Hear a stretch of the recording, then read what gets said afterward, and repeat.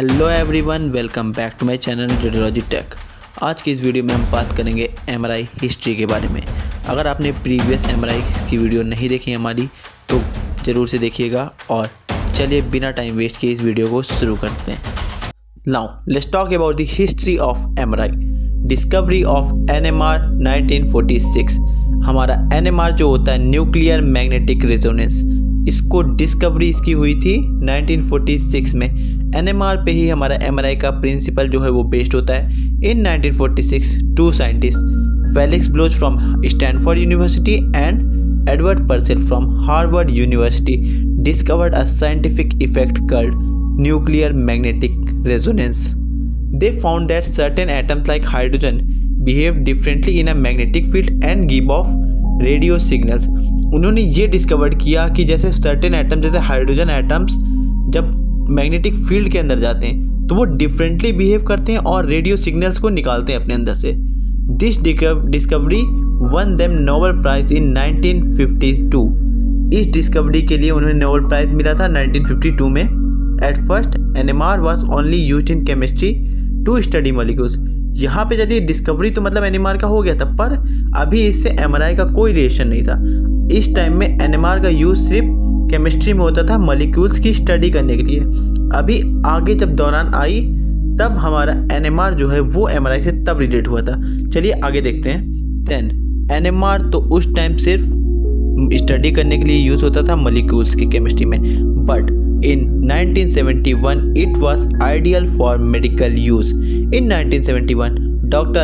Raymond Bahn-Damadian, a medical doctor, found that cancer cells and normal cells give different NMR signals.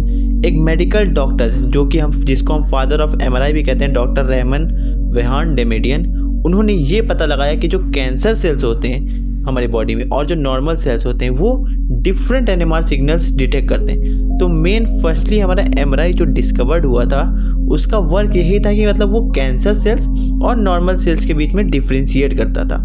He had the idea to use this for detecting disease inside the human body.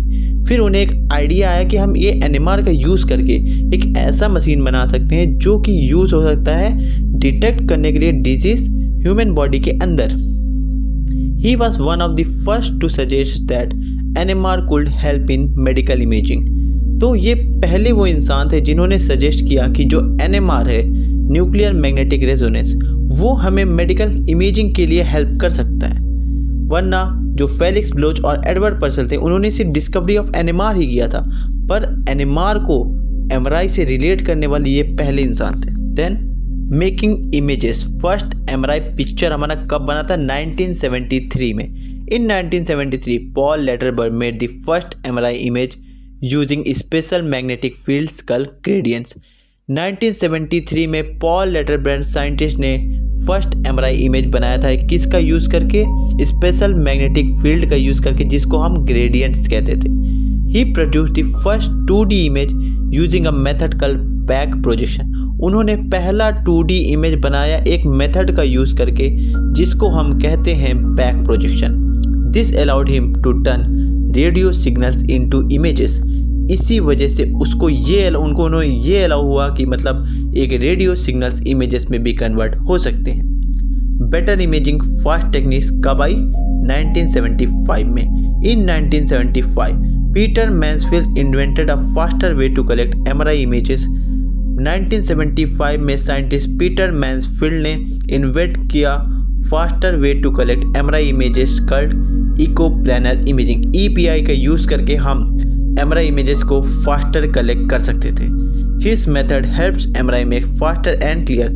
वरना पहले जो MRI होता था उसमें लगभग जो पहला MRI हुआ था उसमें मिनिमम 5 घंटों का टाइम लगा था।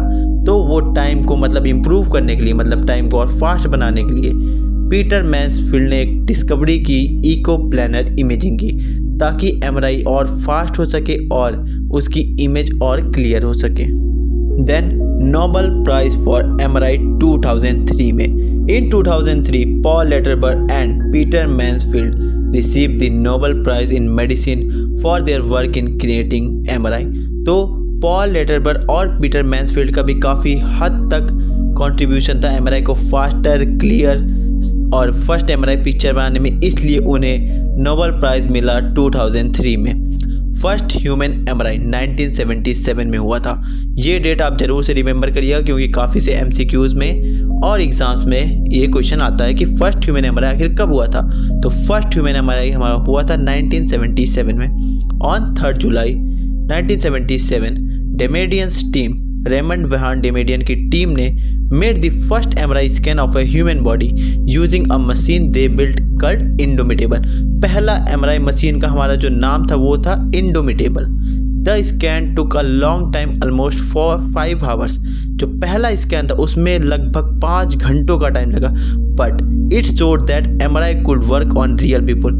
बट इस वजह से पता चला कि मतलब एमआरआई की वजह से हम असली इंसानों की इमेजेस मतलब बिना कोई कट लगाए, हम बिना कोई सर्जरी के बॉडी के अंदर देख सकते हैं। और डायग्नोसिस में एक बहुत ही बड़ा रिवॉल्यूशन आया इस दिन के बाद से।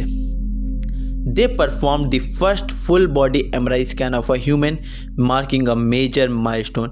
ये एक काफ़ी बड़ा माइलस्टोन था कि पहली बार हिस्ट्री में बिना कोई कट लगाए, बिना कोई सर्जरी के किसी ने बॉडी के अंदर इतनी डिटेल में देखा हो। Then MRI in hospital. MRI hospitals में 1980s के बाद में काफ़ी पॉपुलर हो गया क्योंकि डॉक्टर्स इसके वजह से बिना कोई सर्जरी या इन्वेंसिव किए बॉडी के अंदर काफ़ी अच्छे से देख सकते थे और डायग्नोसिस काफ़ी बढ़िया सा हो सकता था। In the 1980s MRI machines become available in hospital. 1980s के बाद में एमआरआई मशीन काफ़ी अवेलेबल होने लगी। बहुत सारी हॉस्पिटल मतलब बड़े बड़े हॉस्पिटल्स में डिमांड बढ़ गई एमआरआई की। Doctor started using MRI to see inside the brain, spine, muscles, joint and organs without surgery और harmful radiation. So this was all about the MRI history. अगर आपको ये वीडियो अच्छा लगा तो like and subscribe and share this to your batchmates and मिलते हैं आप सभी को नेक्स्ट वीडियो में।